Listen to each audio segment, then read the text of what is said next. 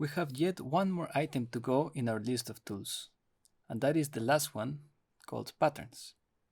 If you click on it, you will get a new base that is a little bit mysterious, because if you observe its properties, it has nothing really. It doesn't have an input, doesn't have an output, only some information there. So what does this thing do? If you recall, when we're checking our elements container, and we had, for example, some parameter, we were able to map this parameter to some signal. So one of the signals was pattern. So that patterns base refers to these patterns that we have in here. So this may be a little bit of advanced use because it involves coding. So if you're not familiar with coding, then you can skip this. But if you're curious, I think it's worth to check it out. I think it's also simple enough as to use it, even if you're not very proficient with Python, because it gives you a very easy way to generate values for your creative purposes. So let's see. I'm gonna dive now very quickly into the code just to show you how the structure is. So don't be afraid if that is a little bit too deep. So let's see. This is comprised basically of pure code. The first chunk of code is called local SC patterns, and this is really the library where everything is defined. So this is a library that I'm working on that exists outside of TDMorph, but I have included it inside this package, and it's called simply patterns. So this library is also released under the GNU General Public License, so you're free to open it, check it. It's open source, so go ahead. And as you can see, it has some definitions for how the patterns work. So that is not interesting for us now. What is really interesting is the other one, the one next to it, which is this. So this is the extension that the comp is using. And the extension, as you can see, imports that local library and has a series of methods that all of them return an instance from that library. So we have psec, prand, pextrand, and so on. That is what we're going to use. So the general pattern to create patterns is to invoke first the base and then call one of those methods that will return an instance from the library. Okay, enough talking. Let's start doing.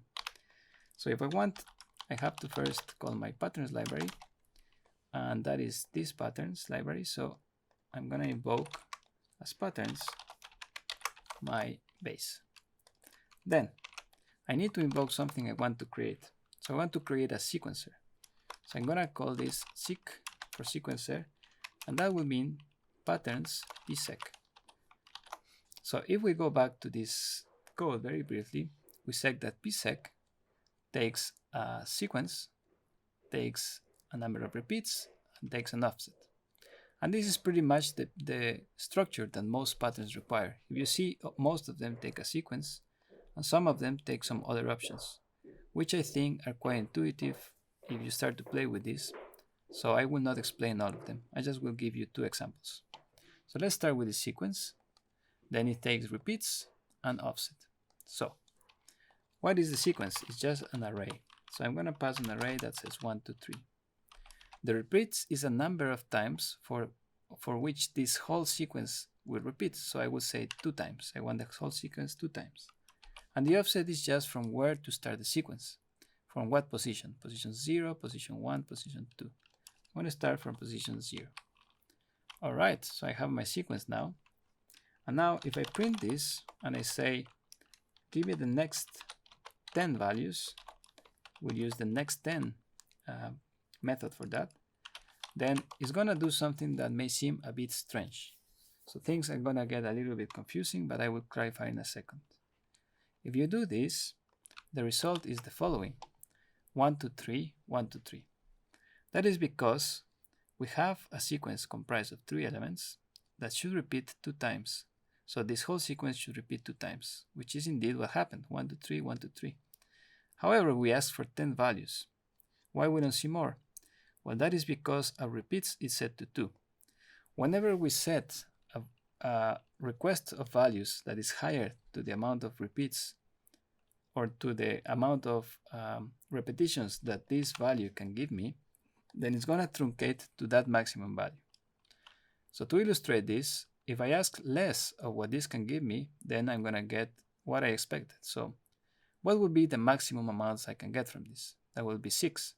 So if I ask, for example, for 5, I would expect it to give me 1, 2, 3, 1, 2, which is exactly what it gives me, right? That is for the next n method. I hope that is more or less clear. There is yet another way to do this, and I want to stress out that the way on which patterns work is using something called lazy evaluation. So that means the values get asked on every request. They don't get generated all at once when you evaluate this, and that is because it is a much more efficient way of doing that.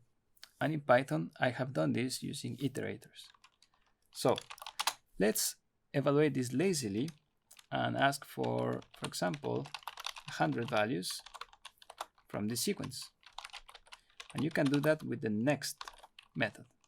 So basically, you have only 2 methods for these patterns, next n and next. Those are the 2 methods that you may use. So if I print this next and I ask for 100 values and my repetitions are only 2, what's going to happen is that it's going to give me 100 values indeed. Most of them are going to be none, and just what it can give me will be valid. So what if I want this to be infinitely repeating, which is most desirable in most cases? So I'm going to just type here a keyword called inf for infinite. If I do this now, this will repeat indefinitely forever. So I hope that you can see the value in this and how this is interesting to create some powerful operations in your patches.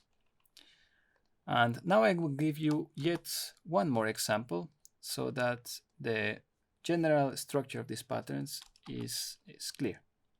Let's observe now, for example, the p-series option. It takes a starting value, a step, and a length. So let's see what that means. Start, step, and length. So if I type p-series, let's say that my start is going to be 0. Let's say that my step is going to be 2, and my length is going to be 6. So if I ask for the next 10 values, next n 10, then it's going to give me the following: 0, 2, 4, 6, 8, 10. And again, it's because I have asked 10 values while the maximum length are 6 values. But I think you can already see what this pattern is. It's simply a progression, an arithmetical progression. So it's constantly adding the value that I have here for the previous result. So if I add, for example, 1.1, then I will have the following. So what if I want this to be infinite? Then again, I just have to change the length to be inf, and now this is valid again. So I have 10 values because this can go forever. Or if I can ask 100. So I hope you can see how this can grow to be a very, very useful tool for you building things, right? Now, if I ask next, like I did before, notice what happens if I reevaluate my code. Whoops, we don't need this, of course. Just this. Notice what happens whenever I reevaluate my code. It starts from 0. That is clearly because I am every time calling a new instance which starts from the beginning. So let me just, for the sake of completeness, print 100 and see what the result will be. Let's use something less cryptic, and there we have it. Great. So now you can use this and plug it in your other scripts to generate values and to interact with every other object in Touch Designer.